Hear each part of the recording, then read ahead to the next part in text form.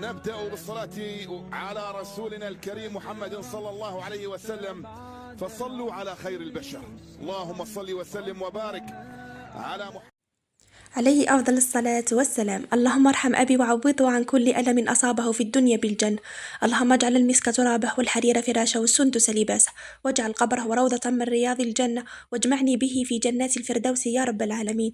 اللهم ارحمه بقدر شوقنا له، وارحم موتانا واشف مرضانا يا رب العالمين. اللهم انصر إخواننا المستضعفين من أهل فلسطين على الصهاينة المجرمين. اللهم لا ترفع لهم راية، اللهم أرنا فيهم آية. قولوا آمين. مرحبا بكم من مطبخ وصفات سهلة مع رندوش. لكم وحشة يا البنات، نتمنى تكونوا كامل بخير وطبعا في أتم الصحة والعافية. وصفة نهار اليوم معشوقة الجزائريين، وهي بوراك بحشو جديد. حشو الدجاج والبيشاميل من أروع وأبن الوصفات، بزاف خفيف وبزاف بنين وبزاف خفيف وغير بربع صدر تاع الدجاج. كما راكم تشاهدوا المقادير، عندي ربع صدر تاع الدجاج، عندي تقريبا حبة تاع بصل حجم صغير، عندي القليل من البقدونس يكون مقطع رقيق، عندي سنة تاع الثوم، وعندي كمية من الزيتون الأخضر طبعا اللي كنت كل مرة نبدلو الماء باش نحيلو الملوحية، وأكيد راني غليته شوية باه يطرى معايا تقريبا واحد 10 دقايق وطفيت عليه. قطعته إلى مكعبات صغيرة بهذا الشكل. راح نحكم ثاني الدجاج تاعي نقطعه بهذه الطريقة هكذا، به لي مغسو تاع الدجاج من بعد راح يبانوا في الماكلة تاعهم مباشرة. راح نجيبوا مقلاة نحطوها فوق النار، راح نحطوا تقريبا من 2 ملاعق إلى 3 ملاعق كبيرة من الزيت. اول حاجه راح نحطوا هذاك البصل وراح نقليوه مليح مليح. كل ما قلينا البصل تاعنا راح يجينا من بعد الحشو بزاف بنين، حتى نشوفوه باللي بدا راح يتكرمل معانا، والله بدا يحمر معانا. واكيد هذاك البصل مش حطيتوش كامل، خليت كميه قليله باه نضيفها في الاخير باه تبقى البنه تاعو. سما هذيك الحبه تاع البصل راني ضفتها كامل وخليت غير مغرفه كبيره، قيس مغرفه يا البنات. من بعد راح نحطوا عليها هذاك الدجاج وراح نزيدو نقليوه حتى يدخلوا شويه تاع طياب، اكيد مع السنه تاع الثوم. والنار هنا راح ننقصوا لها باه البصل تاعنا ما يزيدش يتحرق ويتحمر اكثر.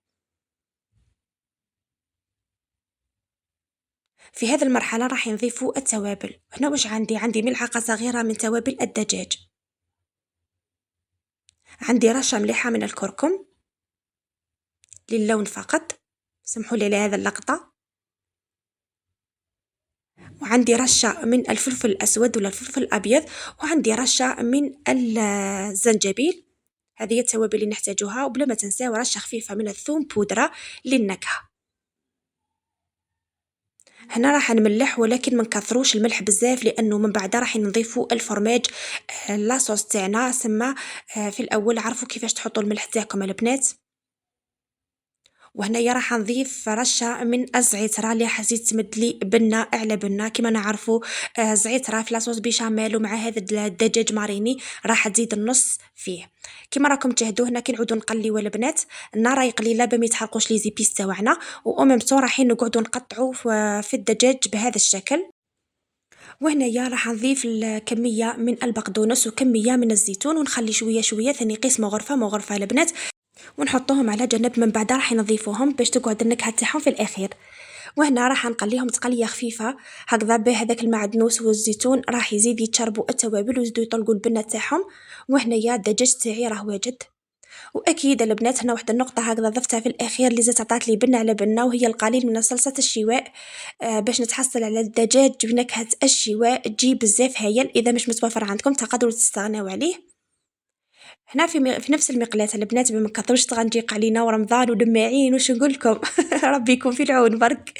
هذا مكان راني نزعت هذاك الدجاج، مسحت المقلة تاعي من كامل هذوك الدبوات. وهنا جبت مغرفة كبيرة تاع الزبدة ولا المارغرين. بعد ما ذابت لي شوية راح نضيف لها مغرفة بومبي من الفارينة. هنا راح نحضر صلصة البيشاميل. طبعا انا هنا حضرت الصلصة تاعي غير بكاس تاع حليب. اذا نتوما راح نتعاملوا بنصف صدر تاع الدجاج، نقول لكم حضروا لاصوص بيشاميل تاعكم بزوج كؤوس من الحليب، يعني اعملوا 2 مغارف تاع الزبده مع 2 مغارف تاع الفارينه. قليوهم مليح مليح البنات حتى هذيك الفارينه تتنحى الريحه تاعها كامل. من بعد مش راح تجينا الذوق تاعها باين في البيشاميل. كي تتحمص راح نضيف لها كأس من الحليب تدريجيا مع الخلط المستمر. راح نتحصلوا على بيشاميل تكون ثقيله يا البنات، ما نحتاجوهاش خفيفه. وهنايا واش راح نضيف قطعة من الجبن الأبيض مع كمية من الجبن المبشور. أنا هنا استعملت الجبن المبشور نوعية تكون بنينة هكذا باش لاصوص بيشاميل تاعنا تجينا بنينة. طبعا نتوما استعملوا بجود بالموجود، يعني بأي جبن يكون متوفر عندكم، المهم يكون بنين برك البنات باه تجيكم الوصفة بنينة.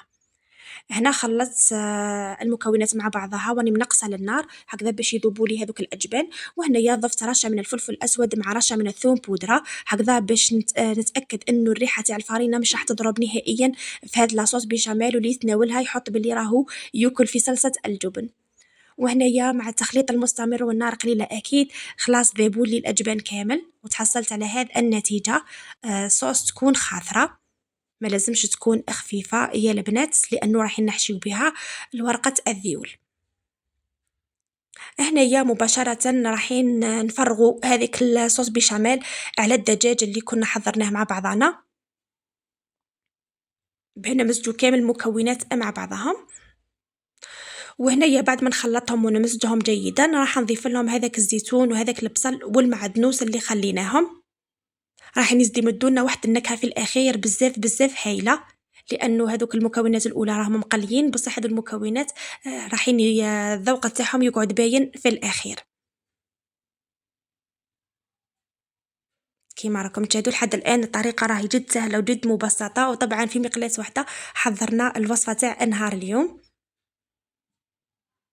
وننصحكم بهذا البوراك انكم تجربوها البنات، يجي بزاف بزاف بنين ويجي بزاف هايل. وللامانه لازم يتكلو هو سخون، لانه ما يتكلش هو بارد كما نعرفوا لاصوص بيشاميل كي تبرد ما توليش الجود تاعها كيما تعود سخونه. هذه النقطة خذوها بعين الاعتبار. وهنا حبينا ننوعوا فقط، يعني كل مرة نعملوا نوع من البوراك هكذا به ما نكرهوش نفس النوع اللي راح نعملوه في الشهر الفضيل كامل. وهنايا هذا الخليط بعد ما نسج كامل المكونات مع بعضها راح نحطه في الثلاجة ونخليه يبرد. انا هنا للامانه راهو برد لي غير زغبه برك لانه كنت مزروبه، سما لازم عليكم تخليوه يبرد جيدا هكذا به من بعد ما يتفتحش معكم في القليان. هنا بما انه عملته بصلصه البيشاميل مش راح نعمل نصف ورقه تاع البوراك ولا تاع الذيول، راح نحط الورقه كامله. هنايا شوفوا كيفاش كيبرد شويه راه زادت ماسك. هنا راهو دافي بركه البنات ماهوش سخون بزاف. وهنا ثاني نقطة ننصحكم أنكم ما تكثروش الحشو بزاف بزاف كما كثرت أنايا، يعني حطوا كمية تكون قليلة فقط. وأكيد هذا الكمية كنت تعملوا كمية قليلة في الحبة تاع البوراك تاعكم راح يعطيكم أكثر من 10 حبات، سما كمية ما شاء الله. وطبعا اللي حابه تزيد تزكي الحشو تاع البوراك تاعها تعمل المقادير اللي عملتهم انايا، وزيد تضيف لهم حبه تاع بطاطا تكون مغليه تمعسوها وتضيفوها للمكونات، وهكذا نتوما تحصلتوا على بوراك يكون زاكي. وهنا كإضافة حبيت نضيفها أنا باش يجيني بوراك يكون معلك ومفرمج الله الله. كنت سكرفشت الكمية تاع الفرماج، كمية كنت حطيتها في صلصة البيشاميل والكمية الأخرى حبيت نضيفها في هذه المرحلة هكذا باه يجيني متحالك من الداخل. انتم هنايا تقدروا تستغناو عليها نهائيا. اذا حبيتوا تضيفوا قطع من الفرماج وتحطوا شويه تاع فرماج رابي كيما حبيتوا البنات، طبعا كل وحده وحساب الرغبه تاعها وعلى حساب الموجود. وهنا راح نبداو الرولي في البوراك تاعي عادي بالطريقه اللي كامل نعرفوها. وهنا اللي عندها الاكياس الحلوانيه ولا كيس جوطابل تقدروا تحطوا فيها الحشو تاعكم وتبداو تستعملوا فيها عادي، راح تسهل عليكم المهمه. يعني تقدروا تحطوا البوراك تاعكم كامل تستفوهم فوق البوطاجي وتحطوا الحشو كامل وتبداو تلفوا، راح تجيكم طريقه عمليه جدا. هنا هذه اول حبه راني عملتها معكم. وهنا حنوري لكم باللي هذه الورقه تاع البوراك اللي تكون فيها لابريونس ولا تكون رطبه هي اللي تخليوها في الجهه السفليه، يعني هي اللي تتقلى، وهذيك الجهه الحرشه هي اللي رايحين تحشيو فيها من الداخل. كما راكم تشاهدوا قلت لكم انا هنا شويه كثرت الحشو، تقريبا عطاتني 8 حبات من هذا الحشو اللي حضرته معكم. وانتم لا ما كثرتوش كما كثرت انايا، لانه ننصحكم انكم ما تكثروش على البنات، لانه الحشو راهي زاكي بزاف و ميم طون يعني البنه تاعو مش راح تفرق انكم تكثروا ولا تقلوا، راح تكون باينه سما راح تعطيكم كميه لاباس بها. هكذا به نقتصدوا شويه، يعني بربع صدر تاع دجاج وانتيا محضره كميه ما شاء الله من البوراك. هنا راح نكمل الحبات تاعي كامل بهذه الطريقة وراح نقليوهم مع بعضنا. هنا جبت مقلاة وحطيت فيها كمية قليلة فقط من الزيت، ما تكثروش بزاف الزيت البنات، جوست من نحمروا البوريك تاعنا هذا مكان لانه الحشو راه طايب هكذا باه ما يتشربناش كمية بزاف من الزيت. بعد ما نشوفوه بلي طابلنا على الوجه التحتاني راح نقلبوه للوجه الاخر حتى يزيد يحمر معنا. راح نكمل نقليه ونشوفوه واجد في صحن التقديم. الوصفة تاع نهار اليوم راهي حاضرة أمامكم في صحن التقديم. شوفوا لي الجمال تاع البوراك تاع نهار اليوم. ما تنساوش القارص لأنه هذا البوراك ولا أي بوراك جزائري لازم علينا أنه ناكلوه بالقارص. وما تنساوش رشة تاع المعدنوس للمسة فقط.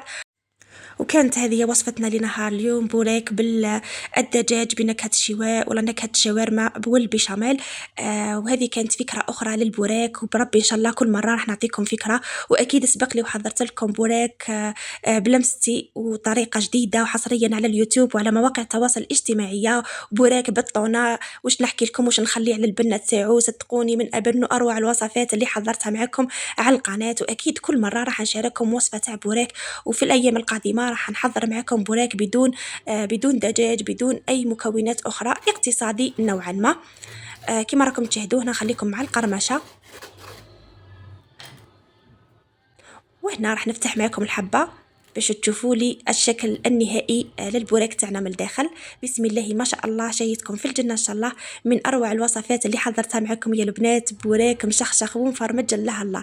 لازم عليكم انكم تجربوه ولازم تتناولوه وهو سخون، لانه بنته وهو سخون ما نحكي لكمش على البنات. نقول لكم لحقنا نهايه لا فيديو، ما تنساوناش بجانب فضلا وليس امرا بارطاجيو الوصفه مع الحباب والاصحاب باش تعمل الفائده. وفي الملتقى ان شاء الله مع فيديو جديد ووصفه جديده. صحه فطوركم، صحه سحوركم، ربي يتقبل منا ومنكم، واللي مريض ربي يشافيه، واللي مهموم ربي يفرج عليه، واللي ميت ربي يرحمه ويوسع عليه.